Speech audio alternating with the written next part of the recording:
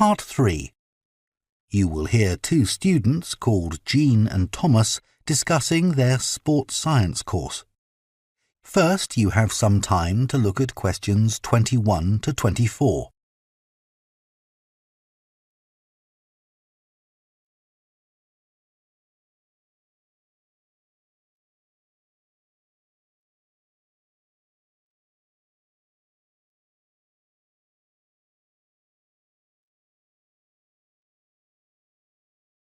Now listen carefully and answer questions 21 to 24. Hi, Thomas. How are you enjoying the course so far? Yeah, I think it's good. Remind me, why did you decide to study sports science? Didn't you want to be a professional athlete when you were at school? Yeah, that was my goal, and all my classmates assumed I would achieve it. They thought I was brilliant. That must have been a nice feeling. I thought I could win anything.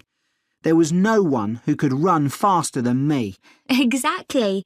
So what happened? Did your mum and dad want you to be more academic? Not at all. Perhaps they should have pushed me harder, though. What do you mean? I think I should have practiced more. What makes you say that? Well, I went out to Kenya for a couple of weeks to train. Really? I didn't know that. I was chosen to go there out of loads of kids and run with some of the top teenage athletes in the world. And I was so calm about it. I just kept thinking how fortunate I was. What a great chance this was. Everyone back home was so proud of me. But once we started competing, I very quickly realised I wasn't good enough. That must have been a huge shock. I thought, this can't be happening. I was used to winning. I'm sorry to hear that. It's okay. I'm over it now, and I think it's much better to do a university course. And this one has such a variety of sports-related areas. It's going to be good. Oh, I agree. I chose it because of that. Before you hear the rest of the discussion, you have some time to look at questions 25 to 30.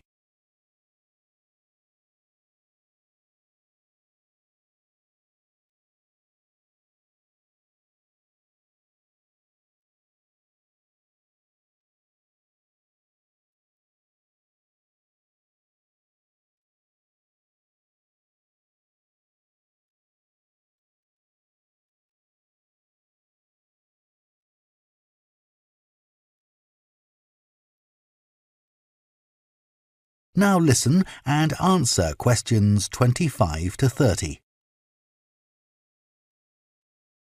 So, Jeanne, have you thought of any ideas for the discussion session next week on technology and sport? We have to cover more than one sport, don't we? Yeah. You know, we always think technology is about the future, but we could gather some ideas about past developments in sport. Look at early types of equipment, perhaps. I remember reading something about table tennis bats once, how they ended up being covered with pimpled rubber. 'Cause they were just wooden at first, I'd imagine. Yeah.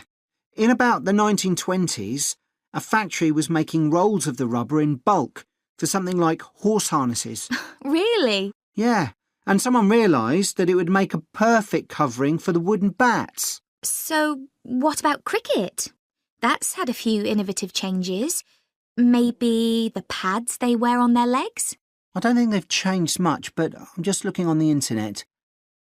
And it says that when the first cricket helmet came in 1978, the Australian batsman who first wore it was booed and jeered by people watching because it was so ugly. Wow! Players have to protect themselves from getting hurt. I mean, everyone wears one now. Unlike the cycle helmet. Well, unless you're a professional. But you're right, many ordinary bikers don't wear a helmet. Hey, look at these pictures of original helmet designs. This one looks like an upside-down bowl. Yet the woman's laughing. She's so proud to be wearing it. It says serious cyclists ended up with wet hair from all the hard exercise. I guess that's why they have large air vents in them now, so that the skin can breathe more easily. OK, so we've done helmets. What about golf balls? Or better still, golf clubs. They've changed a lot. Yeah.